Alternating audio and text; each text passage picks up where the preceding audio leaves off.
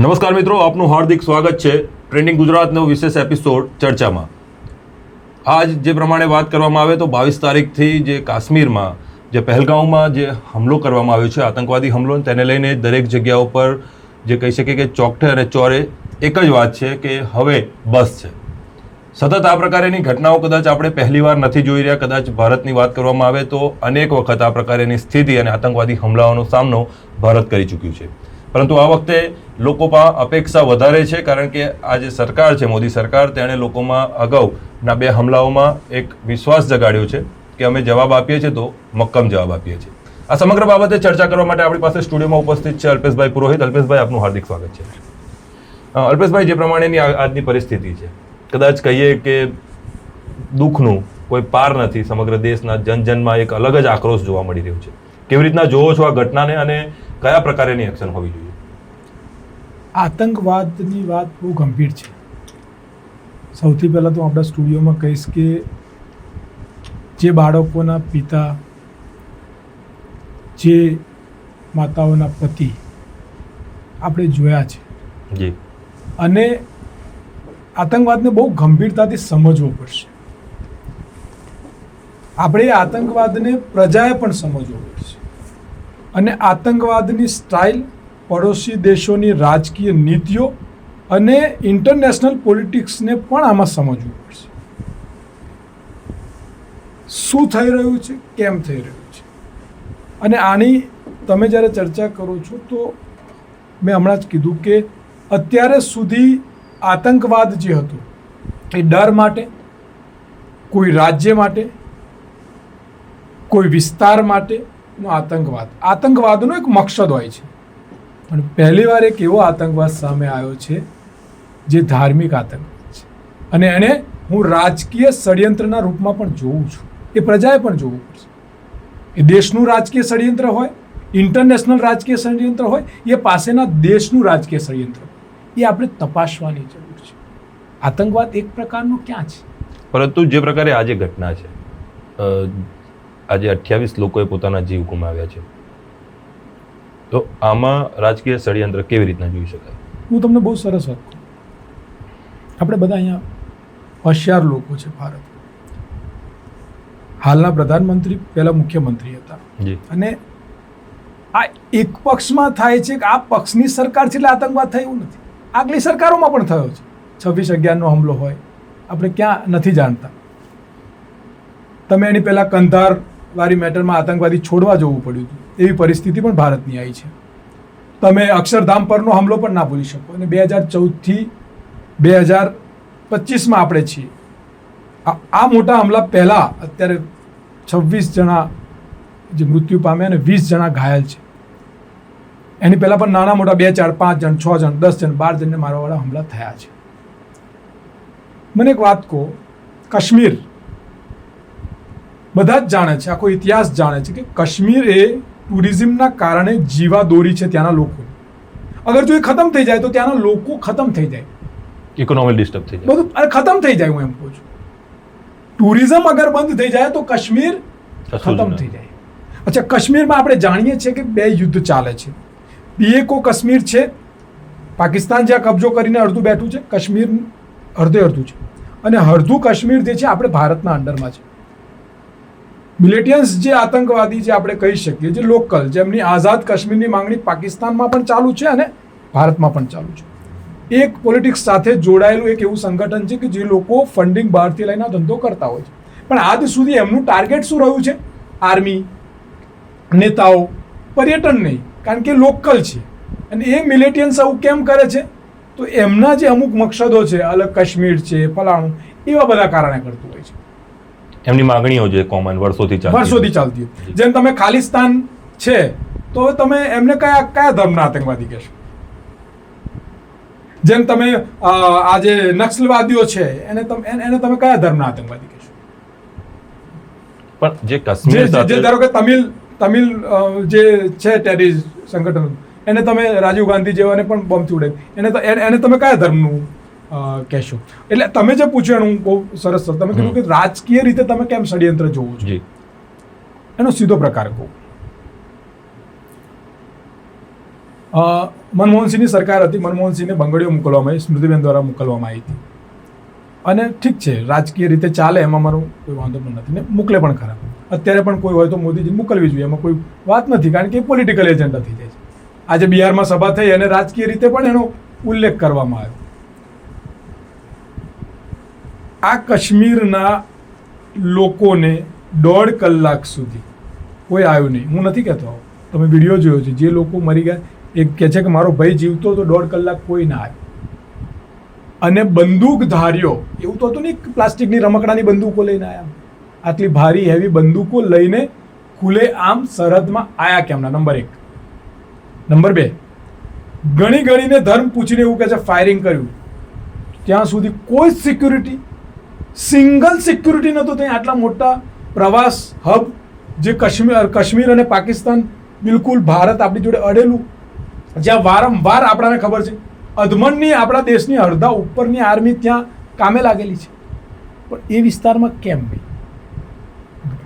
Number 3, Hindu છો તો નહીં, મુસ્લિમ છો તો મારે ઠીક છે, સોશિયલ મીડિયા પર ઘણા ચલાવે.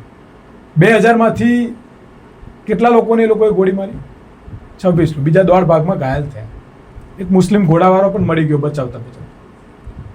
પણ એના સિવાયના જે લોકો હતા 2000માંથી તમે 1900 કે 1800 લોકો જે હતા, જે ઘોડાવાળા, જે મુસ્લિમ લોકો જેમને બચાવીને એવા ઘણા વિડીયો આવ્યા, લઈ ગયા. શું ધાર્મિક કટ્ટરતા હોત તો એ ઘોડાવાળા મુસ્લિમને ત્યાંના જે લોકોએ બચાયા એ મુસ્લિમ આમની સાથે સંકળાયેલા હોત તો શું આંકડો 26નો હોત? પહેલો સવાલ. બીજો સવાલ, સુરક્ષા. ત્રીજો સવાલ કે આપણી જેટલી એજન્સીઓ છે, ઇનપુટ હતા તો સુરક્ષા નથી, યા ઇનપુટ નહોતા. આપણે એટલે સુરક્ષા માટે તો મોટી ચૂક માની શકાય. એટલે હું એવું માનું છું કે આ સીધો એજન્ડા છે. ભારતમાં ઇતિહાસ છે કે અંગ્રેજોએ પણ ધાર્મિક કટ્ટરતા ફેલાઈને ભારત પર રાજ કર્યું હતું. અત્યારે હિન્દુ મુસ્લિમ કરીને ભારતને તોડવાનું ક્યાંક તો ષડયંત્ર નથી ને? શું એ અંદરનું રાજકીય ષડયંત્ર છે?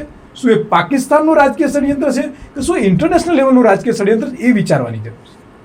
અને પુલવામા આપણે બધા જ જાણીએ છીએ, રાજ્યપાલ આજ સરકારના હતા, એમને જે સવાલો કર્યા, સિક્યુરિટી ગાઈડલાઇન્સ જે બનાવી, એક જગ્યાથી બીજી જગ્યાએ જ્યારે આર્મીનો કોન્વે જતો હોય, એના પ્રોટોકોલ છે, એ પ્રમાણે એક પણ પ્રોટોકોલ ફોલો કેમ ના થયું? અને RDX સાહેબ, એક દારૂની બોટલ આણંદ જિલ્લામાં તમારે લાવી હોય તો, મને એક ટ્રક તમારે લાવી હોય અને પોલીસની જાણ બહાર કોઈ લઈ બતાવો તો સરહદ પર આટલા હથિયારો, આટલા RDX સાથે? સવાલ આ છે. અને હું નહીં, આ જે સવાલ હું પૂછી રહ્યો છું એ હું શીખ્યો નરેન્દ્રભાઈ પાસેથી. હું જે અત્યારે બોલી રહ્યો છું એ એમને મને શીખવાડ્યું જ્યારે એ મુખ્યમંત્રી હતા. હું તમને વિડીયો, જ્યારે મુખ્યમંત્રી હતા હું એમને સાંભળું છું, અને સાચી વાત છે, બોલવું જોઈએ. એ પણ કહે છે બોલવું જોઈએ, મારી વાત એ પણ ખુશ છે કે ના અલ્પેશ, સરકારને સવાલ તો પૂછવો જોઈએ. જો ये जो आतंकवादी हैं, ये नक्सलवादी हैं, उनके पास शस्त्र और बारूद कहां से आता है? वो तो विदेश की धरती से आता है और सीमाएं संपूर्ण रूप से आपके कब्जे में है. सीमा सुरक्षा बल आपके कब्जे में है. मैंने इनको दूसरा सवाल पूछा, हमने कहा आतंकवादियों के पास धन आता है, हवाले से आता है, पूरा मनी ट्रांजैक्शन का कारोबार भारत सरकार के कब्जे में है, RBI के अंडर में है, बैंकों के माध्यम से होता है. क्या प्रधानमंत्री आप इतनी निगरानी नहीं रख सकते? ये जो धन विदेश से आकर के आतंकवादियों के पास जाता है, आपके हाथ में है, आप उसको क्यों नहीं रोकते हैं? मैंने तीसरा सवाल उनको पूछा कि विदेशों से घुसपैठ ही आते हैं, घुसपैठ ही आतंकवादियों के रूप में आते हैं, आतंकवादी घटनाएं करते हैं, भाग जाते हैं. प्रधानमंत्री जी आप मुझे बताइए, सीमाएं आपके हाथ में है, कोस्टल सिक्योरिटी आपके हाथ में है, BSF सेना सब आपके हाथ में है, नेवी आपके हाथ में है, कि विदेश से घुसपैठ के कैसे घुट जाते हैं? मैंने चौथा सवाल पूछा, सारा कम्युनिकेशन બધા 5-7 સવાલ છે જે પ્રધાનમંત્રીએ તે સમય મુખ્યમંત્રી ત્યારે પૂછ્યા. 26/11ના હુમલામાં એ બોમ્બે ગયા હતા અને હું પોતે, મારી જો પુરાવા છે, મેં જબરદસ્ત વિરોધમાં રેલી કાઢી હતી કે આવો આતંકવાદી હુમલો થાય કોઈ પણ સરકાર હોય સાખી ના લેવાય.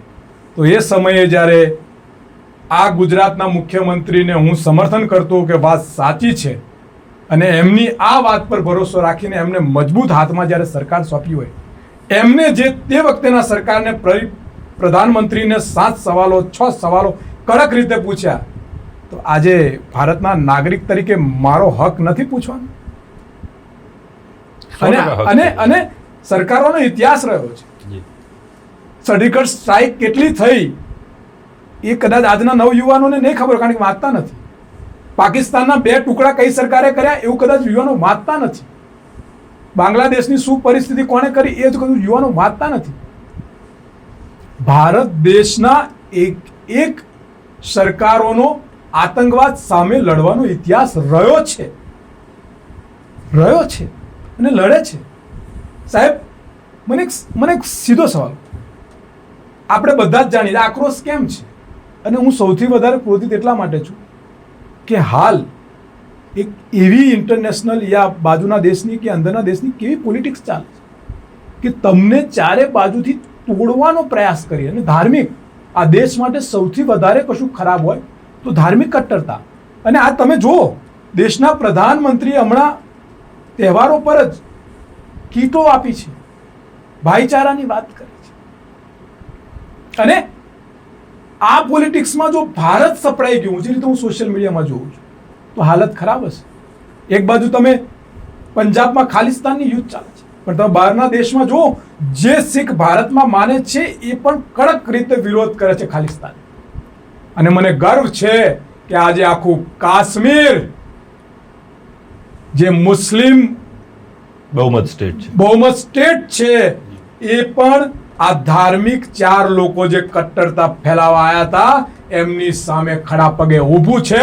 અને ત્યાં ઘડી દુઃખદ બાબત છે કે 26 જણને ગોળી વાગી, પણ બીજાને બચાવવાની જવાબદારી પણ અમારા ભારતના મુસ્લિમોએ લીધી છે. આ ભારતને બચાવશે. આ ભારતની એકતા છે, વિવિધતા છે. પરંતુ બીજી તરફે વાત કરીએ અલ્પેશભાઈ, કારણ કે અત્યાર સુધી જ્યારે પણ આતંકવાદી હુમલા થતા ત્યારે તેમનો એક જ ટાર્ગેટ હોતો હતો કે માસ કિલિંગ, કેટલા વધુમાં વધુ લોકો સુધીને તે લોકો નુકસાની પહોંચાડી શકે છે તે માટેના આતંકવાદી હુમલા થતા આવ્યા છે અને તેના રિપોર્ટ પણ બહાર આવતા હોય છે. પરંતુ આ વખતની જે એમઓ છે તે બિલકુલ અલગ છે. જે પ્રમાણે જે ત્યાં આગળ રૂબરૂ જોનારા વ્યક્તિઓ છે તે લોકોના જે નિવેદનો સામે આવી રહ્યા છે તે ક્યાંક ને ક્યાંક કોઈ મોટા જે કહી શકે ગતિવિધિ ઉપર ઇશારો કરતી હોય એવું લાગે છે આપને? મેં તમને કીધું, તમારે કોઈ પણ દેશમાં એને તોડવું હોય તો એને તમે અંદરોની તોડી શકો. દેશ બહારી ના તૂટે, પણ જ્યારે દેશ અંદર, તમને હું કહું કે તમારું ઘર બહારના લોકોથી ના તૂટે, પણ જ્યારે તમારા ઘરનો, તમારી અંદરનો ફૂટ પડે ત્યારે એ ઘર તૂટી જાય.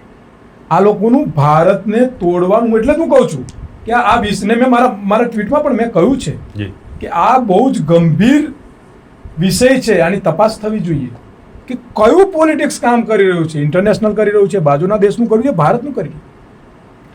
આ આતંકવાદી હુમલો, હું આને કહું છું કે આ ધાર્મિક આતંકવાદી હુમલો છે અને એ રાજકીય ષડયંત્રના વિચાર સાથેનો હુમલો છે. કયા પ્રકારેનું હોઈ શકે? સત્તા પક્ષનું ષડયંત્ર લાગે છે કે વિપક્ષનું લાગે છે? હું એવો આક્ષેપ નહીં કરું, કારણ કે ક્યારે કોઈ પક્ષ, બહુ મોટી વસ્તુ હોય છે ને, દરેક પક્ષના તમામ લોકો આવું વિચારતા એવું ના બની શકે. ખરાબ વિચાર, આવું પોલિટિક્સ કરનારા ઓછા લોકો. ઇન્ટરનેશનલ પોલિટિક્સનો પણ ભાગ હોઈ શકે કદાચ ભારતને તોડવાનો, કદાચ પાકિસ્તાનનો પણ સંપૂર્ણ એવો ભાગ હોઈ શકે કે આમાં હિન્દુ મુસ્લિમનું એક તડી નાખી દો એટલે ભારત ઝઘડ્યા કરશે, અંદરો અંદર કાટ માર થયા કરશે અને ભારત તબાહી. પણ મારી એક વિનંતી છે કે આમાં દરેક રાજકીય પાર્ટીએ આ બાબતને સમજવી પડશે કે અંદરોની કટ્ટરતા, નફરતને ક્યાંક ને ક્યાંક પકડી રાખવી પડશે. અને હું મુસ્લિમ સમુદાયના યુવાનો અને એમને પણ વિનંતી કરું છું કે ગુસ્સામાં, ક્રોધમાં આવીને તમે પણ કોઈ સ્ટેટમેન્ટ, કોઈ વાત એને નહીં. હું અત્યારે સૌથી વધારે કહીશ કે કાશ્મીરીની જે ત્યાંની લોકલ જે પબ્લિક છે એણે ખૂબ સરસ દાખલો આપ્યો છે. અને ઘણા વિડીયો પણ આવ્યા છે, જેમ કે ટેક્સીનું જે યુનિયન છે તેમનું. જો હું તમને એક રિક્ષાના યુનિયન છે, તમને એનાથી મોટી વાત કહું, તમને જો ફ્લાઇટના ભાડા 10 ગણા થઈ ગયા જી, સરકારે એમાં ના કહ્યું કે ભાઈ જે પણ છે એમને ફટાફટ ફ્રી લઈ આવો. કહી શકતા હતા, કહી શકતા હતા, કહી શકતા. નથી કીધું. તમે જોઈ લો 10 ગણા ભાડા. પણ સાહેબ ત્યાંના રિક્ષાવાળાએ ભાડું નહીં લીધું, ત્યાંના ગાડીવાળાએ ભાડું નહીં લીધું, ત્યાંના હોટલવાળાએ ભાડું નહીં લીધું, અને ત્યાંના લોકોને રાખ્યા, જમાડ્યા, ખવડાય. તમે જો હજારો વિડીયો આવ્યા છે. આ ભારતની સંસ્કૃતિ છે. અને આતંકવાદ આ દેશ માટે એ ધાર્મિક આતંકવાદ હોય, એ જાતિકીય આતંકવાદ હોય કે પ્રાંતનો આતંકવાદ, એ બહુ ગંભીર મુદ્દો છે. અને એને સમજવું પડશે. ઘણા બધા કોમેન્ટ કરે છે, તમે જોયા હશો. અને જે કટ્ટર માનસિકતાથી બીમાર છે, એ ચાહે મુસ્લિમ સમાજના બીમાર લોકો હોય, ચાહે હિન્દુ સમાજના હોય, ચાહે શીખ સમાજના હોય, ચાહે ઈસાઈ સમાજના હોય. અમુક સમાજમાં દરેક ટોળામાં 1-2 ન્યુસન્સ હોય, સ્વાભાવિક છે.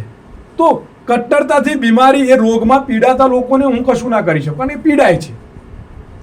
એટલે થયા કરે કે આતંકવાદીની કોઈ ધર્મ નથી હોતો, તો નથી જ હોતો. પણ આતંકવાદી મુસ્લિમ હોય, તમે કાશ્મીરના અંદર જુઓ તો તમને દરેક આતંકવાદી મુસ્લિમ મળશે. એ પાકિસ્તાન સાથે સંકળાયેલું છે, એટલે ત્યાંથી આવનારો વ્યક્તિ પાકિસ્તાન દર વખતે આ કરે છે, એટલે તમને મુસ્લિમ, એટલે તમને લાગશે મુસ્લિમ. આપણે હિન્દી બેલ્ટમાં છે, અહીં છીએ એટલે જોઈએ. પણ ધારો કે પંજાબમાં ખાલિસ્તાન સમુદાયમાં જે થતું હોય, જે આંદોલનો થતા હોય, જે વિરોધ થાય છે, જે રીતે થાય, એને તમે શું કહેશો? તમે નક્સલવાદ એરિયામાં જલ જંગલ જે એમની જરૂરિયાત છે, એને તમે શું કહેશો? એને કયા ધર્મ સાથે જોડશો? તમે મણિપુરમાં થયું, એને તમે કયા ધર્મ જાતિ સાથે જોડશો? અને હું એવું કહું છું કે ભારતને હવે અને રાજકીય પાર્ટીઓને પણ ઘણું સમજવાની જરૂર છે. હવે અંદરોની મતભેદને ક્યાંક સાઈડ પર મૂકી અને આ વિષય પર એક થવું પડશે. અને દરેક જણે બહાર નીકળીને કહેવું પડશે એના કાર્યકર્તાને, એમના સમર્થકોને, કે બંધ થઈ જાઓ. આ ઇન્ટરનેશનલ રાજકીય ષડયંત્ર હોય, પાકિસ્તાનનું ષડયંત્ર હોય કે અંદરના કોઈનું પણ ષડયંત્ર હોય, પણ આપણે એક થઈને આતંકવાદને ખતમ કરવાનું. પછી લડી લેજો 2 ગજ જમીન માટે, 2-4 પટ્ટા માટે, 2-4 કલર માટે, મંદિર મસ્જિદ માટે લડી લેજો ભાઈ. પછી પણ જ્યારે દેશની વાત આવે છે તો તમારે આ બધું ભૂલી અને શોધવું પડશે કે આ નફરત ફેલાઈને ભારતને 2 ટુકડા કરનારા કયા લોકો છે, કેમ ફેલાઈ રહ્યા છે. એટલે આ મુદ્દાને ખાસ સમજવું. અને બીજી એક વસ્તુ પણ સ્પષ્ટ સમજી શકાય છે, કારણ કે જ્યારે ટાર્ગેટ કરવામાં આવે છે, ટુરિસ્ટને કરવામાં આવે છે. અને ટુરિસ્ટ દરેક ક્ષેત્રમાંથી હોઈ શકે, દરેક પ્રાંતમાંથી હોઈ શકે. અલગ જે કહી શકીએ કે આપણે 2 વિદેશી નાગરિકોએ પણ જીવ ગુમાવે છે. હું તમને સિમ્પલ દાખલો આપું કે મુસ્લિમ ઘોડાવાળાએ પણ જીવ ગુમાવ્યો. તમે જો આ લોકોએ જે હું તમને કહું, તમે આ જે ચલાવો એની જીવાદોરી, તમારો અવાજ, સત્ય વાત, એની પર તો મીડિયા હોય ને, ચોથો સ્તંભ છે આ દેશનો. જી, તમે તમારા પગ પર કુવાડી મારશો, તમે કોઈ પાર્ટીનો ખેસ પહેરી અને તમે નીકળી પડો, તો તમને કોઈ નોર્મલ પબ્લિક સ્વીકારશે? જ્યારે તમે 2 બાજુની વાત ના સાંભળો તો ના સ્વીકારે. તો કાશ્મીરની જે જનતા છે, કાશ્મીર જે છે, એ ટુરિસ્ટ નહીં જાય ને તો કાશ્મીરનો વ્યક્તિ જીવી નહીં શકે. કાજુ કાશ્મીરના, સેવ કાશ્મીરની, ખજૂર કાશ્મીરનું, સુંદરતા કાશ્મીરની, શાંતિ કાશ્મીરની, પ્રેમ કાશ્મીરનો આપણે જોતા આવ્યા છીએ. અને સ્વર્ગ સાથે સંકળાયેલો સ્વર્ગ, અને સ્વર્ગને નજર તો લાગે, અને નજરથી બચાવવાનું કામ બીડું આઝાદીથી લગાવીને અત્યાર સુધી ભારતે લીધેલું છે. અને ત્યાંની પ્રજા એ જાણે છે કે આ બીડું ભારત જ કરી શકે. હવે પડોશી દેશને એમાં રસ હોય એટલે ઠીક છે, આ બધું કરતો જ હોય. ક્યાંક જંગલ હોય, ક્યાંક પહાડો હોય, સુરક્ષા તમે રાખવાની. પણ સીધો સવાલ એટલો છે કે આ બધા જ સવાલો કેમ ઊભા થયા? ઘણા લોકો કહે છે કે ભાઈ આવી વાત ના કરે. કોણે વાત કરીએ? સવાલ પ્રજા કરે કોણે? કેમ ના કરે? અને થતા આયા છે. આજે સુરતનો પણ એક વિડીયો આવ્યો છે કે જે મૃતક જે ભાઈ છે સુરતમાં, તેમની પત્નીએ ઘણા સીધા સવાલો પૂછ્યા. હા, પણ મને હું તમને કહું છું, એક મંત્રી પાછળ કેટલી સુરત. હું તમને સિમ્પલ દાખલો આપણે બધાએ જોયું. એક ભાઈ બોગસ અહીંથી લેટર લઈને જાય, પીએમઓ નો લેટર લઈ જાય છે, સુરક્ષા સાથે કાશ્મીરમાં ફરે છે. આપણે બધાએ જોયું બોગસ કેટલું મોટું એક કૌભાંડ થયું. જો એક બોગસ વ્યક્તિ ત્યાં જાય છે, એને આખી વીઆઈપી સુરક્ષા મળે છે, રહેવાનું મળે છે, એ રહે છે ત્યાં 4-5 દિવસ, ત્યાં સુધી ખબર નથી પડતી. આટલું મોટું થઈ જતું હોય તો તમને શું લાગે ગલી ગલીમાં પાકિસ્તાનના આતંકવાદીઓ આવી ગયા હશે આપણે નિષ્ફળ ઘણા સવાલો એક કર્નલ છે એમનું નામ ભૂલી ગયો એમને પણ સરસ કીધું કે તમે 3 વર્ષથી 1.5 લાખ તો તમે જગ્યાઓ ખલાસ કરી નાખી આર્મીની ભરતી નહીં કરી સાહેબ ઘણા મુખ્ય મુદ્દાઓ છે આપણે ભટકી જઈએ છીએ બોલવામાં તો હું પણ બોલી નાખું મારી નાખીશું ફાડી નાખીશું ચિંતા ના કરશો એકેને છોડીશું નહીં પાકિસ્તાનને નાબૂદ કરી દઈશું પાણી વગરનું કરી દઈશું એને કંગાલ કર બોલવામાં ક્યાં જાય હજુ તો બાંગ્લાદેશ આપણે નથી કરી શક્યા અને આપણે એટલું બધું કરતા તો જો આપણે મણિપુર શાંત નથી કરી શક્યા આવા તો ઘણા મુદ્દાઓ છે અત્યારે વાત એ છે કે ચૂક કેમ ત્યાં સુરક્ષા કર્મીઓ નહોતા કેમ પુલવામા વખતે આખા કોન્વો આખા પ્રોટોકોલનો કરવામાં આવ્યો આટલો આરડીએક્સ ક્યાંથી આવ્યો શું થયું આજ દિન સુધી એનો જવાબ નથી મળ્યો પ્રજાએ આની પર પણ નજર નાખવાની જરૂર છે તમે સુરક્ષા નથી તમારી જોડે ઇનપુટ હતું ત્યાં આગળ એક પણ આર્મી નહીં 1.5 કલાક સુધી કોઈ ના આવે એનું કારણ શું એના કોઈ જવાબ નહીં આપવાનો આપણે એને મારી નાખીશું પાડી દઈશું આતંકવાદીને હળગાઈ દઈશું એને કાપી નાખીશું ઓકે ઇઝ ઇટ ઇઝ એ 26 જણ પાછા નથી આવવાના તમે આ કરશો બરાબર છે ને 4 મરી જવાથી આતંકવાદ બંધ નથી થઈ જવાનું પણ એ જે ઘૂસ્યા બંદૂકો લઈને તો એ સરહદ પર ખામી ક્યાં રહી એ લોકો આઈને ગણીને ધન પૂછીને ગોળી મારી ત્યારે આપણી સુરક્ષા એજન્સીઓ ક્યાં હતી આપણી જોડે ઇનપુટ હતું તો આપણે કેમ એમને રોકી ના શક્યા આપણે 40 જવાનોનો કોન્વે જતો તો આપણે તમામ પ્રોટોકોલનું પાલન કેમ ના કર્યું આવા ઘણા બધા સવાલો છે અને એ સવાલો આપણાને હાલના પ્રધાનમંત્રીએ તે વખતે શીખવાડ્યા હતા કે સવાલ પૂછો કે આયા કેમ ના હથિયારો ક્યાંથી આયા બોમ્બે સુધી ઘૂસ્યા કેમ ના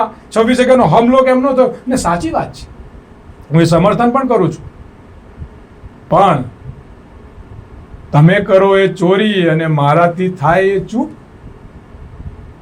એવું પણ એ પછીના જે પ્રમાણે આપણે વાત કરીએ કે સર્જિકલ સ્ટ્રાઇકને એને લઈને દેશમાં એક વિશ્વાસ કદાચ ગવર્મેન્ટે પાછો મેળવ્યો હતો સર્જિકલ સ્ટ્રાઇક કેટલી થઈ મેં એ વખતે પણ મારો યુટ્યુબ પર વિડીયો છે મેં દરેક દાખલા આપ્યા તો આ પાકિસ્તાનના 2 ભાગલા કર્યા એને કામ ના કહેવાય કે ના કહેવાય આ બાંગ્લાદેશની તમે જે પરિસ્થિતિ જુઓ એને કામ ના કહેવાય સરકારની જવાબદારી છે આ પહેલી નથી થઈ આ પહેલી એર સ્ટ્રાઇક એવી થઈ જેનો પ્રચાર થયો ઓકે સેના કરે છે આ દેશની સેના મજબૂત છે સૈનિકોના એક સૈનિકનો વિડીયો આવ્યો છે તમને બતાવું કે એને કેટલા પ્રશ્નો ઉઠાયા તો એ સૈનિકોની વ્યવસ્થા એ સૈનિકોને જોઈતા સાધનો સૈનિકોને જોઈતી વ્યવસ્થા કેમ નથી થઈ રહી આ મોટો સવાલ છે અને સાહેબ હું તમારા મીડિયાના માધ્યમથી 370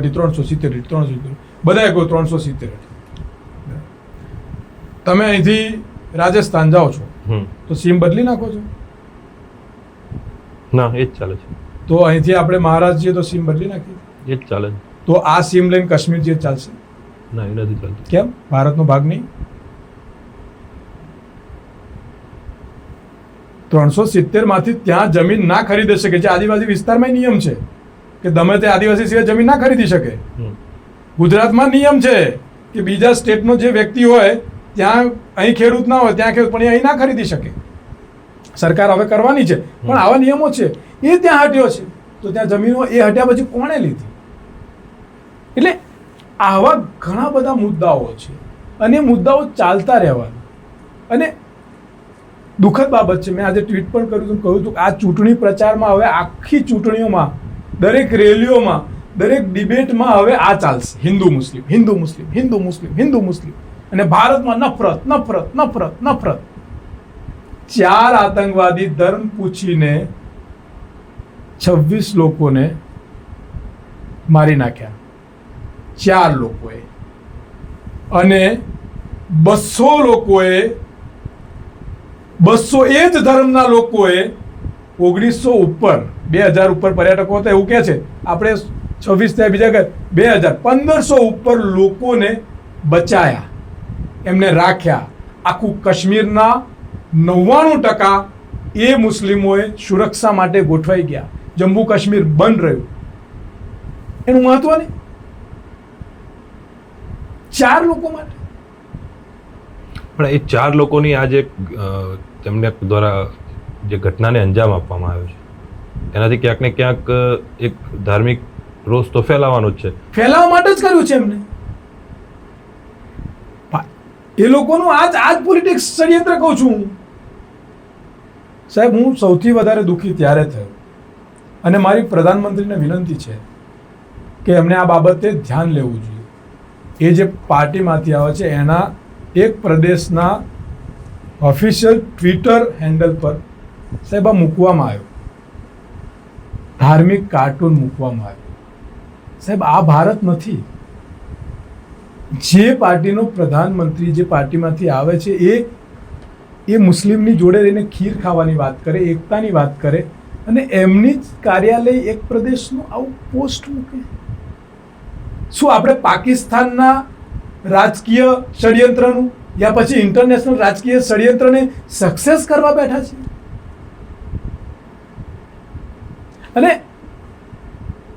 અને આપણા દેશનો તો ઇતિહાસ રહેલો છે. કદાચ હિન્દુ રાજા હોય ને એનો જે સેનાપતિ મુસ્લિમ રહેલા છે. સાહેબ, હું તમને કહું, ઘણી વાર કહું છું, મુસ્લિમ બાદશાહોના પણ ના હું એનાથી મોટો, હું રાજા મહારાજ તો બહુ લાંબી વાત થઈ ગઈ. જી. એ તો ભગવાન કૃષ્ણ રસખાનને મળ્યા હતા. જી. એ પણ ઇતિહાસ છે. ભગવાન પણ મળ્યા હતા. આમ સ્વામિનારાયણ ભગવાનના અંગરક્ષક મિયાજી હતા. જુનાગઢના નવાબ એમને જગ્યા, એવું તો તમે જોશો તો બહુ લાંબુ. આપણે એમાં નથી પડ્યું. પણ તમે ભગતસિંહને યાદ કરતા હો તો અશફાકુલ્લા ખાનને થોડો ભૂલી જવાય, અને લક્ષ્મીબાઈને યાદ કરતા હો તો ટીપુ સુલતાનને ના ભૂલી જાવ. હું હંમેશા કહું છું, અને મારી લડાઈ આ જ છે. ઠીક છે, કોઈને કોઈ અંધભક્ત હોય, કોઈને કદાચ ખોટું લાગતું હોય, પણ મારી વાત કોઈ પાર્ટી, કોઈ પક્ષ માટે નથી. હું ન્યુટ્રલ પૂછું છું બધાને કે શું 2% ન્યુસન્સ માટે તમે 98% ટાર્ગેટ કરશો? અને હું કહું છું કે ધાર્મિક કટ્ટરતા ફેલાવનારો કોઈ પણ મુસ્લિમ હોય, ધાર્મિક કટ્ટરતાથી ફેલાઈ અને આતંક મચાવનારો કોઈ પણ મુસ્લિમ હોય એ આતંકવાદી છે, દેશની અંદર હોય કે દેશની બહાર હોય. પણ એ જ ધાર્મિકતા કટ્ટરતા, એ જ ધાર્મિકતા નફરતથી જો કોઈ હિન્દુ આતંક ફેલાવતો હોય તો એ પણ આતંકવાદી જ હોય, એ બીજો ના હોઈ શકે. આ મારો દેશ છે ને. એટલે જે જોવાનો નજરિયો છે તે બંને માટે સેમ હોવો જોઈએ. સેમ હોવો જોઈએ. એ ક્યારે કોઈનો સગો ના હોઈ શકે, એ ક્યારે કોઈ ધર્મનો ના હોઈ શકે, એ ક્યારે કોઈ જાતિનો ના હોઈ શકે, એ ક્યારે કોઈ પ્રાંતનો ના હોઈ શકે. એને ખરા ચોરાએ ઉભો રાખીને એની પર એસિડ રેડ દો, ડામવો પડશે આને. અને એના માટે હું નરેન્દ્રભાઈની સાથે જાહેરમાં એક કહેશે ત્યાં ઝંડો લઈને જઈશ કે એવા આતંકવાદ સામે હું એમની સાથે છું. બીજી તરફે વાત કરીએ તો અત્યારના જે પ્રમાણેના પગલાં ત્યારબાદ આ ઘટનાને સામે આવ્યું અને જે પ્રમાણે ભારતે જે પ્રમાણે સ્ટેપ લીધા છે, 5 જેટલા જે પ્રાઇમા ફેસી એક્શન જે છે તે લેવામાં આવ્યા છે, અને એમાં ખાસ કરીને જે સિંધુ જળ સંધિ હતી તેને જે રોક લગાવી દેવામાં આવી છે. સાથે જ જે ફોરેનમાં જે એના રિપ્રેઝેન્ટેટિવ હોય છે ત્યાંના રાજદૂતો અહીંયા એમને પરત જવા માટે કહી દીધું છે ને આપણા રાજદૂતોને પરત બોલાવી લેવામાં આવે છે. તો આ પ્રકારે એનાથી નેશનલ પોલિટિક્સ પર કયા પ્રકારની અસર પડશે? સારો નિર્ણય છે સરકાર, અને થવું જ જોઈએ. અને હું તો એવું કહું છું કે એવો જ ચમત્કાર બતાવો કે સારું પાકિસ્તાન એક ટીપા પાણી માટે તરસી જાય. આ જરૂરી છે, પણ જે બોલ્યા છે થવું જરૂરી છે. મેં દરેક વખતે કહું છું, ડિક્લેરેશનની સાથે સાથે ઇમ્પ્લિમેન્ટેશન જરૂરી છે. અને એ ઇમ્પ્લિમેન્ટેશન દેખાવું જોઈએ, કાગળ પર નહીં. આપણે અહીંયા કેવું થઈ જાય છે, સોશિયલ મીડિયા ને ગોદી મીડિયા ને બધું જ મીડિયા જે છે એ પણ આપતું નથી, કશું રિઝલ્ટ નથી મળતું. હું કહું છું સરકારે જે કીધું છે બહુ જ સારી બાબત છે, પણ એ થવું જોઈએ. એનું પાણી બંધ થવું જોઈએ. હું તો કહું આ પાણી પુલવામા વખતે જ બંધ થઈ જવું જોઈતું હતું. તે વખતે જ બધાને કાઢી મૂકવાના હતા. પેલા બેનને આપણે એક લાયા, એમનો બહુ પ્રચાર થયો. શું નામ એમનું? નેહાબેન કે શું નામ હતું? પેલા એક બેન હેદર પેલા લઈ આવ્યા હતા, પ્રેમ કરતા હતા ને આવી ગયા હતા. એ બેનને ક્યારે મોકલશો? બધાને મોકલવાના જ છે ને આપણે તો ફટાફટ. અમે સાથે છીએ સરકારની, આપણે મોકલી જ દેવાના છે, જોઈએ જ નહીં. ના બાંગ્લાદેશી જોઈએ, ના પાકિસ્તાની જોઈએ. જે મારા ભારતનો ટુકડો કરતો હોય, મારા ભારતને તોડવાનું કામ કરે છે, મારા ભારતમાં આતંકવાદ ફેલાવાનું કામ કરે છે, એ જોઈએ નહીં. અને અમે તો પ્રધાનમંત્રીને કહીએ છીએ કે તમે પાકિસ્તાન સામે જંગ છેડવાની તો છેડો, અમે તમારી સાથે છીએ. અને દેશની પ્રજાએ એમાં થોડું ઘણું નુકસાન ભોગવવાનું થાય, ભોગવવાનું, પણ સાલો કાંટો કાયમ માટે કાઢી નાખવાનો. દરરોજ ઉઠીને શું સાલું પાકિસ્તાન છુંછુંદરા જેવું આપણાને હડી કરી જાય. પતાવો એકવાર એને. ઇન્દિરા ગાંધીએ શરૂઆત કરી, 2 ભાગલા કર્યા, પણ તોય હારું ચોચુકડું રહી ગયું. એ ઇન્દિરા ગાંધી વખતે મૂળમાંથી કાઢી જ નાખવાનું હતું. તો આ 2025માં ના નડત હારું. થોડું બાકી રહી ગયું. ના, હવે નરેન્દ્રભાઈને કહું છું, તમારા મજબૂત હાથે 56 ઇંચનો જો બહુમતી છે, તમે છો, વિપક્ષ બી તમારી સાથે જ રહેશે, અમે કોઈ આગો પાછો નહીં થાય, અને અમે બધાય તમારી સાથે. એને પાટિયું જ પાડ દો એટલે આ જફા જતી રહે ને આખું કાશ્મીર લઈ લો આપણામાં. આ જફા જ ના રહે.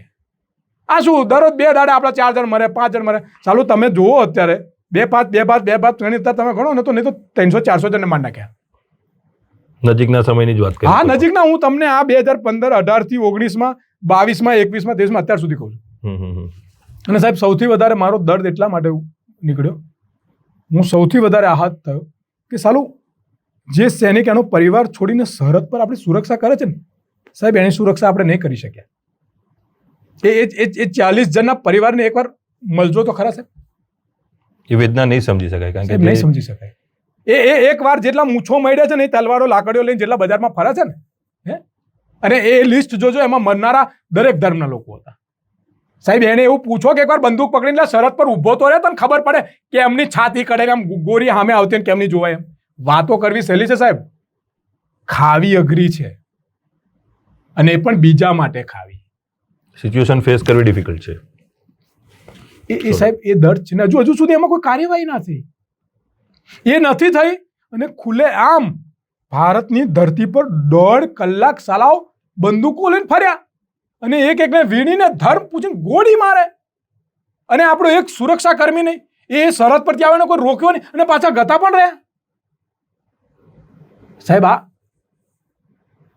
આ બહુ ગંભીર બાબત છે, અને આ દર્દ માટે હું કહું છું કે આપણે આને આટલી ઢીલાસથી ના લેવી જોઈએ. અને સાહેબ, આ દેશમાં રહેતો કોઈ પણ સમાજ ધર્મનો વ્યક્તિ, નોર્મલ વ્યક્તિ, તમે એને પૂછો તો ખરા કે શું એના મનમાં દર્દ છે કે નહીં. સાહેબ, આપણે કોઈને એક્સિડન્ટ થયો, લોહી નીકળ્યું ને, તો આપણે ભાવુક, સંવેદના જાગી જાય. આપણે દિલથી જોડાયેલું છે. આ ભારત છે ને, એને દિમાગ જોડ કોઈ લેવા દેવા નહીં ભાઈ. આપણે દિલથી, ભાવનાઓથી જોડાયેલા છે. જેની જોડે દિલ લાગી જાય ને, ભારત એના માટે જીવ આપી દે. એ ભારતની સંસ્કૃતિ રહી છે. અને એ પરિસ્થિતિ જ્યારે આજે આપણે જોઈએ છે સાહેબ, આ જ કાશ્મીર છે, ત્યાં પેલા મુસ્લિમ ફૌજીને મારીને એની લાશ 3 દિવસે ઘરે આવી હતી સાહેબ. ત્યારે ધર્મ નહીં જોયો હોય એમને સાહેબ. આ પેલા એક અધિકારી ડીએસપી કાશ્મીરમાં, એમની ત્યાંથી આતંકવાદી શું થયું એનું? એ તો હિન્દુ હતા, આતંકવાદીઓ તો સાંઠગાંઠ હતી. લાલચુ, બિકાઉ, ડરપોક અને નફરત જે ફેલાવનારું, કટ્ટરતા ફેલાવનારું, એનો કોઈ ધર્મ, જાતિ, પ્રાંત નથી હોતો સાહેબ. હોત તો 200 વર્ષ અંગ્રેજો રાજ ના કર્યું હોત. ત્યારે પણ જયચંદો હતા, અત્યારે પણ જયચંદો છે. તો જે પ્રમાણે અત્યારની સ્થિતિ છે, અને અત્યારે જે જાહેરાતો થઈ રહી છે, કે જે પ્રમાણે સરકાર સ્ટેપ લઈ રહી છે, ક્યાંક ને ક્યાંક પાકિસ્તાન પણ ચિંતામાં છે. હાલમાં જ જે પ્રમાણે ત્યાંના મીડિયાના રિપોર્ટો બહાર આવ્યા છે, પાકિસ્તાને બોર્ડર પર તમામ પ્રકારની તૈયારીઓ શરૂ કરી દીધી છે. તો લાગે છે કે આ વોર તરફનો સ્ટેપ હોઈ શકે સરકાર તરફે? હોઈ શકે ને હોવો પણ જોઈએ. ના હોય તો હોવો જોઈએ. અને હું માનું છું કે યુદ્ધ એ આપણાને પણ નુકસાન કરે, પણ હું માનું છું કે દરરોજ તડપીને નુકસાન વેઠવવા કરતા એક વાર નુકસાન વેઠીને પાકિસ્તાન નામનો કાંટો કાઢી નાખવો જોઈએ. બીજી તરફે વાત કરીએ તો જે સક્ષમતાની વાત કરીએ, ભારત અને પાકિસ્તાન કદાચ ઘણા દૂર સુધી બંને દેશોની કમ્પેરિઝન થઈ શકે તેવી નથી. હું હંમેશા તમારી વાત હું સમજી, તમે એવું કહો છતાં પણ એ કેમ ટોલરન્સ આટલું સહન કરવામાં આવે છે એમનું? હું ઘણી વાર કહું છું, અને હું જ્યારે સ્ટુડન્ટ જો બેઠો મારી ચર્ચા થતી, હું કહું કે કોમ્પિટિશન પાછલી પાટલીવાળા જોડ ના થાય, આગલી પાટલીવાળા જોડ થાય. ભારતનું કોમ્પિટિશન અમેરિકા સાથે થાય, કેનેડા સાથે થાય, લંડન સાથે થાય, ઓસ્ટ્રેલિયા સાથે થાય. પણ સાલું ઘણીવાર દુઃખ થાય છે કે વારંવાર આપણી ચર્ચા પાકિસ્તાન પર, બાંગ્લાદેશ પર, પાકિસ્તાન પર, બાંગ્લાદેશ પર આવી જાય. હવે આપણી પરિસ્થિતિ કઈ છે? આપણે હાથી છીએ. સમજો. હવે આ કીડીઓ ઉપર નથી ચડી શકતી, એમની તાકાત નથી. સમજો, આ ભારત એવું હાથી છે, અને હાથી હિંસક ના હોય જ્યાં સુધી એને કોઈ છંછેડે નહીં તો. બરોબર છે. એટલે વારે વારે આવીને પગમાન કઈડી જાય ને આપણે પાછું પૂંછડું મારીને પગ ખંખેરીને ઝાટકી કાઢીએ, અમુક વાર 2-4 પગ પડે, 2-4 કીડીઓ મરી જાય, આવું બધું થાય. સમજો. પણ હવે આ ગજાનનના હાથીએ જાગવું પડશે. હવે ક્યાંક એવી સૂંઢ મારવી પડશે, જેમ ઇન્દિરા ગાંધી એક સૂંઢ મારીને 2 ભાગલા પાડી દીધા, એમ હવે હાલના પ્રધાનમંત્રી સૂંઢ યા પગનો એવો ઉપયોગ કરે કે એનો ભૂક્કો ભૂલી જાય, વારે વારે કકરાટ જતો રહે. કારણ કે આપણે લડવાનું, આપણી કોમ્પિટિશન વિકાસશીલ બાજુ છે, અને આપણે આતંકશીલ બાજુ જ આપણું ધ્યાન જઈને ક્યાંક આપણે પાછળ જતા રહીએ છીએ. એટલે આ કરવાની જરૂર છે, અને એના માટેના હાલના પગલાં બી જરૂરી છે. અને યુદ્ધ થાય ને તો યુદ્ધ બી કરે. નુકસાન છે, હું સ્વીકારું. કદાચ કહી શકીએ કે આપણે આપણો તાજ પરત મેળવી શકીએ. પીઓકે છે કે આ બાજુ જે સિયાચીન માંથી જે પ્રમાણેનો અત્યારની જે સ્થિતિ છે, ઉપરનું જે આપણો નકશામાંથી જે ઉપરનો ભાગ આપણી પાસે નથી અત્યારે. એ તમારી વાત છે, પણ એ એક રાજકીય વાત થઈ ગઈ, અને એક અલગ પ્રકારની યુદ્ધ થઈ ગઈ. એ બધું બહુ ઇન્ટરનેશનલ પોલિટિક્સ સાથે બહુ લાંબી વાત છે. બોલવા માટે તો હમણાં એમ કહી દઈએ કે આપણે ભેગા થઈશું તો આ લઈ લઈશું, પેલું લઈશું, પણ એ રાજાશાહી ગતિ રહી. અત્યારે દરેક દેશ જોડે લોકશાહી છે. દરેક દેશની પાછળ અમુક સત્તાઓ ક્યાંક ને ક્યાંક કામ કરી રહી છે. ચાઇના સપોર્ટ કરતા હોય, આપણું વિરોધી છે. તમને ખબર છે કે આપણી અધડક જગ્યાઓ અત્યારે સમજો કોંગ્રેસના શાસનમાં 30% લઈ લીધી, અને આ સાહેબ આવ્યા હતા એમના શાસનમાં બીજી 30% લઈ લીધી. 60%માં ચાઇના ઘૂસી ગયું છે. એમનો એ સાયલેન્ટ આતંકવાદ પણ બહુ જોરદાર છે. એ પણ ભારતની ચારે બાજુ સેવન સિસ્ટર સાઇડની જે વાત કરી, બહુ ખરાબ પરિસ્થિતિ. અને તોય ભારત લડી રહ્યું છે ને અંદરોની રાજનીતિના આ કારણે બહાર. મને એવું લાગે છે કે આ સાલું એમને એવું ગોઠવું છે કે આમને અંદર જ હિન્દુ મુસ્લિમ કરી દો, એટલે અંદરના લોકો જ અંગ્રેજો આ રીતે જ આવ્યા હતા. એક રાજાના હાથમાં લીધો, બીજા રાજાના હાથમાં લીધો, ત્રીજા રાજાના હાથમાં લીધો, અને એક ધાર્મિક લડાયા. એમની પાછળ તોપો મોકલી, બંદૂકો મોકલીને સામ્રાજ્ય ફેલાવતા ગયા. આ પાકિસ્તાન કાલે પતી જાય. બેક સાઈડમાં એને ચાઇના કાકરા નાખી રહી છે. આજે થઈ રહ્યું, એટલે મેં કહ્યું કે આ જે ધાર્મિક, અત્યારે હું એટલા માટે આટલો બધો વિચલિત થયો કે સાલું ધાર્મિક આતંકવાદી સુધીનું પ્લાનિંગ આવ્યું, એટલે બહુ ગંભીર બાબત છે. આ રાજકીય, ઇન્ટરનેશનલ રાજકીય ષડયંત્ર છે, પાકિસ્તાનનું રાજકીય ષડયંત્ર છે, અંદરનું કોઈ રાજકીય ષડયંત્ર. આને ખરેખર સરકારે બહુ ગંભીરતાથી લેવું પડશે. આ મજાક નથી. પાકિસ્તાને 2 આતંકવાદી મૂક્યા, ધડાકા થતા હતા, 4 જણ મર્યા, એ બરાબર ઠીક છે, પણ અત્યારે તો તમે જુઓ સોશિયલ મીડિયા પર સાહેબ, ધાર્મિક કટ્ટરતા વધી. અને હું વિનંતી કરું છું તમારા મીડિયાથી, દરેક મારા ભારતીયોને વિનંતી કરું છું, મતભેદ હોય, મનભેદ પણ હશે, ક્યાંક ધાર્મિક મનભેદ છે, ક્યાંક જાતિકીય મનભેદ છે, ક્યાંક પ્રાંતવાદિક મનભેદ છે. આ બધા મનભેદ હોઈ શકે, પણ ભારત આપણું ઘર.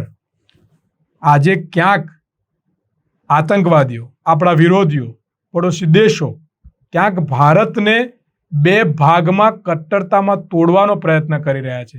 ભાઈઓ, આજે આ મનમાંથી નફરત કાઢી આવો સાથે મળીને આ લોકોને જડબાતોડ જવાબ આપીએ.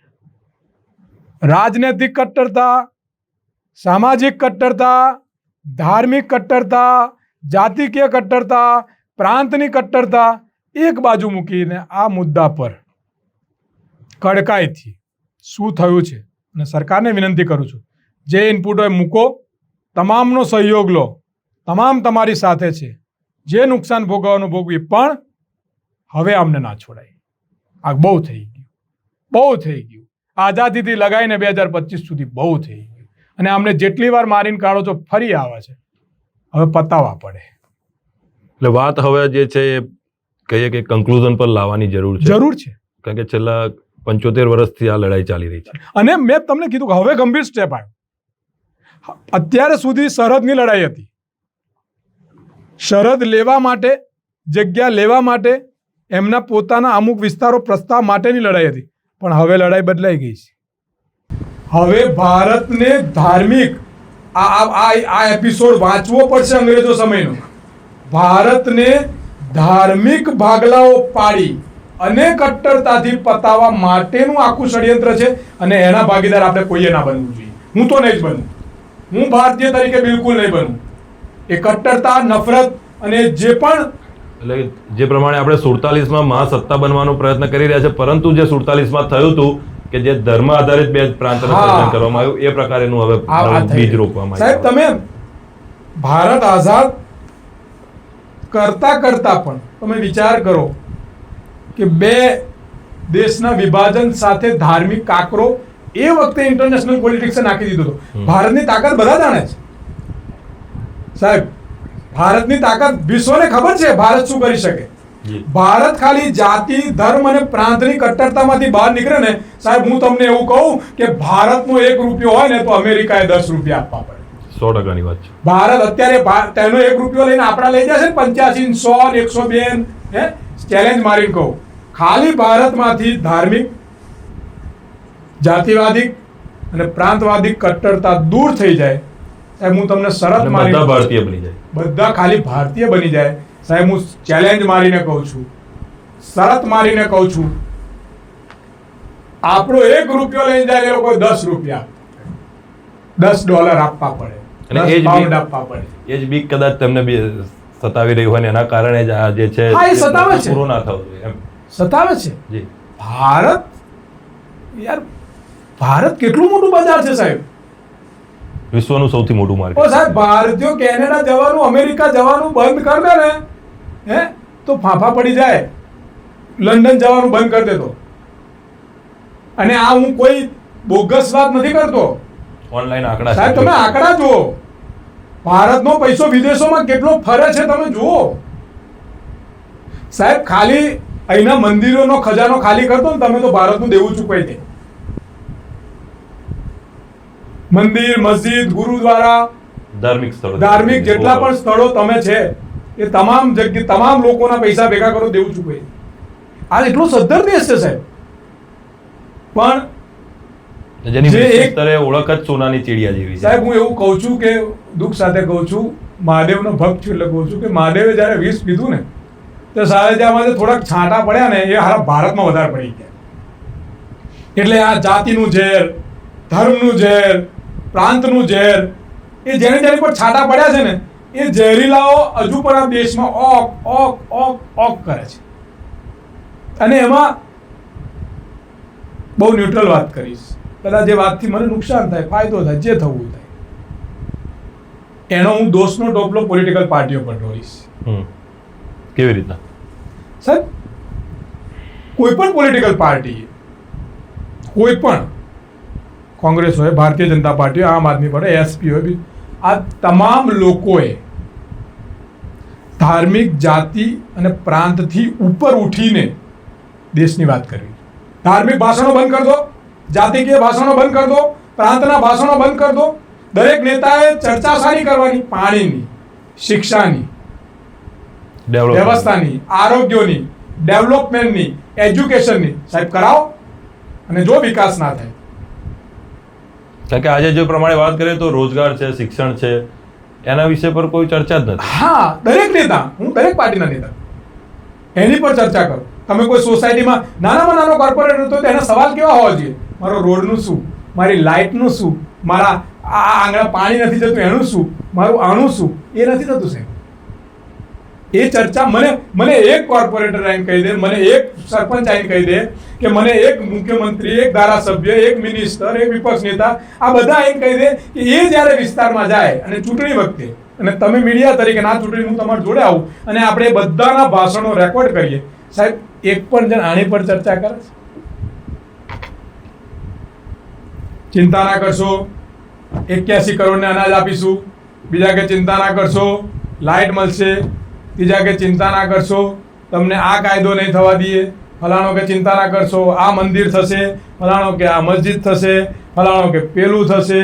ફલાણો કે એટલે આ દેશ તો બી ભારત, હું હંમેશા કહું છું કે ભારત, ગાંધીજી મને પૂછે કોઈ બાપુને, હું વાંચું, ભગતસિંહ સાથે તો હું સંકળાયેલો છું, અને હું ઘણી વાર કહું, મારા ઘણા મિત્રો, હમણાં ભગતસિંહનો એક કાર્યક્રમ હતો એટલે અમે ભેગા થયા હતા, એટલે મેં એવું કીધું, મેં કહું ભગતસિંહ ની પૂજા કરવી હોય આપણે તો પહેલા નાસ્તિક થવું પડે. એટલે મને કે અલ્પેશભાઈ તમે, મેં કહું હું મારા આત્મા ચિંતન માટે પૂજા કરું છું, નામ લઉં છું, પણ ધાર્મિકતાની કટ્ટરતા ફેલાવવાનું કામ મારું. ભગતસિંહ બહુ સરસ, મારું કામ છે દેશ માટે, અને સાચું હોય તો બોલવા, મને નુકસાન જાય તો જાય, ત્યારે હું પબ્લિકની જવાબદારી લેવાનું.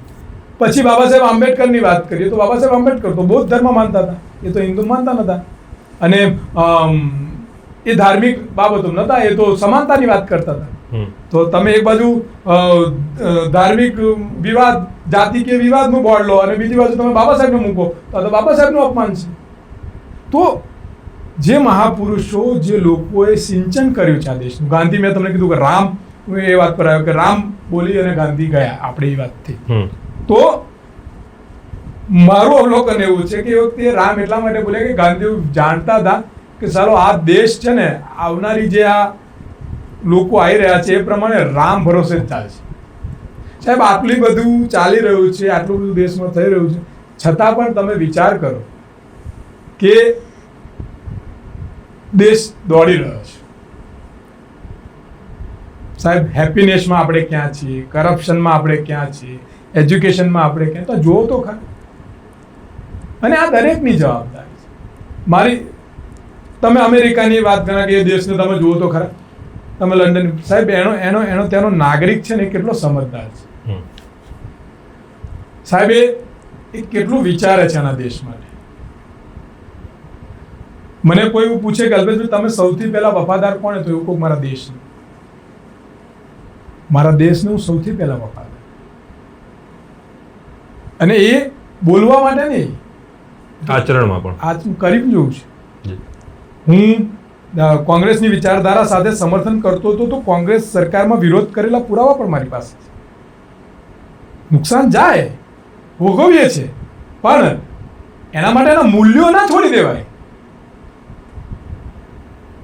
પક્ષ આધાર હોઈ શકે, પણ પક્ષ એ તમારી નીતિ ના હોઈ શકે. તમારી નીતિ, તમારી સોચ, તમારું કર્તવ્ય, તમારી નિષ્ઠા એ તમારો દેશ છે ને આપો. ખોલીને બોલો, બોલવું જ જોઈએ. અને એ જ સાચી લોકશાહી. એ સાચી લોકશાહી. કેમ ના બોલે? મને ઘણા જણા, હું બોલું ઘણા આપણે તો આ તો જે વાત કરી રહ્યા છે, આપણે કદાચ મુખ્યમંત્રીને, પ્રધાનમંત્રીને પ્રશ્ન પૂછવાની વાત કરીએ. સાહેબ, અત્યારે તો અહીંયા કોઈ સામાન્ય કોઈ કચેરીમાં આપણે ગયા છે ત્યાં ક્લાર્ક સામે પણ નથી બોલી શકતી પ્રજા, હજુ પણ એ દબાવમાં છે ક્યાંક ને ક્યાંક. એવું લાગે છે આપને? હું તમને કહું કે તમારા મિત્ર, તું પ્રજાને જ કહીશ. મારું આજનું ટ્વીટ છે, કાલે પણ હું બોલ્યો હતો, જે અમુક વિચારથી ગુલામ છે. હું દેશનો ગુલામ છું, અમુક લોકો અમુક વિચારથી ગુલામ છે. મારું હમણાં પણ એક બ્રોડકાસ્ટ થયું હતું, એમાં હું ST/SC OBC પર પણ બોલ્યો હતો, અને ST/SC OBCના લોકોએ મને સમર્થન કર્યું છે. નેતા નારાજ થયા હશે, થાય, પ્રજાએ સમર્થન કર્યું છે. એટલે હું પ્રજાને કહું છું, તમે સાચા હો ને, આંખમાં આંખ નાખીને સવાલ કરજો બાબુ. ચિંતા ના કરશો પાછળ કોણ છે, પાછળ કોણ છે એ ચિંતા કરવાની જ નહીં. જો તમે એવી ચિંતા કરી સાચું નહીં બોલી શકો, તમે એવી ચિંતા કરી તો સાચું તમે ક્યારેય નહીં બોલી શકો. અને સાચું બોલો, નુકસાન જાય. સાચું તમે ત્યારે જ બોલી શકો કે જ્યારે તમને કંઈક મેળવવાની લાલસા ના હોય ને ખોવાનો ડર ના હોય. આ બે વસ્તુ હોય તો તમે સાચું બોલી શકો. મને કોઈ એવું પૂછે, અને હું ઘણા બધા, મારી જોડે હજારો વિદ્યાર્થીઓ જોડાયેલા છે, અલગ અલગ ધર્મ, અલગ અલગ જાતિના લોકો જોડાયેલા છે, મારી જોડે બેસે, બોલીને ચર્ચા કરે, અને લોકો માને કે અલ્પેશભાઈ તમે આ કરો, આમાં તમને મળે છે શું? હું કહું સાહેબ, એવી ઊંઘ આવે ને કે સવારે કોઈ ઉઠાડે ને તો ઉઠવું પડે, કોઈ ટેન્શન જ નહીં લાગે, મારા મનમાં કોઈ બોજ જ નહીં. હું પીડાતો જ નથી કે આ ખોટું થઈ રહ્યું છે, ચાલો હું બોલી નથી શકતો. કરોડો રૂપિયા હોય, તમે જો સાચું ના બોલી શકતા હો તો સાહેબ એ પૈસાને શું કરવાનું, એ સત્તાને શું કરવાનું? હું ધારાસભ્ય હોઉં, હું મિનિસ્ટર હોઉં, કે હું મુખ્યમંત્રી હોઉં, કે હું વિપક્ષનો નેતા હોઉં, કે હું કોઈ પણ હોદ્દા પર હોઉં, પણ જો હું જેના માટે છું એનો અવાજ બનીને સાચું નથી બોલી શકતો તો દિક્કત છેલ્લા મારી આ પોસ્ટ ના રહેવું જોઈએ. શું મતલબ? સમૃદ્ધ ગુલામ કહી શકે. સમૃદ્ધ ગુલામ નહીં, શબ્દ ગુલામ નહીં રહેવાનું. જી. અને સાહેબ બોલશો તો ઘણા જણ સવાલ કાલે મેં કર્યા, ઘણા જણા કોમેન્ટ સવાલ નહીં, આતંકવાદી ધર્મ ના હોય પણ મુસ્લિમ જ કેમ આતંકવાદી? સાહેબ તમે જે દેશ જોડે લડો છો, જે તમારા આજુબાજુ છે, એ કોણ છે? તો એ છે, પણ એ ભારતનો મુસ્લિમ એનો ગુનેગાર થોડો છે. હવે તમે જીનાની વાત કરો તો તમે જીનાનો ઇતિહાસ કાઢો, તે એ મુસ્લિમ હતા જન્મથી, બીજી પેઢીથી બન્યા, જેને અલગ પાકિસ્તાનની માંગણી કરી. જી. હવે આ બધી બાબતે, અને હું કહું છું, હું દરેક વખતે કહું, એક સંસદ હોય, એક ધારાસભ્ય હોય, તમે એવી જગ્યાએ બેઠા છો, જે ગયું છે એની ટીકા ના કરશો. તમારામાં તાકાત હોય ને તો જીવતાના સવાલ પૂછો, મને નાનો સવાલ પૂછો છો. તમે અત્યારે અકબરને સવાલ પૂછો, મરી ગયો, આવવાનો જવાબ આપવા. તમે અત્યારે રાણા સાંગાને સવાલ પૂછો, એ આવવાના. મહારાણા પ્રતાપને સવાલ પૂછો, એ આવવાના. તમે અત્યારે માનસિંહ સવાલ પૂછો, એ આવવાના.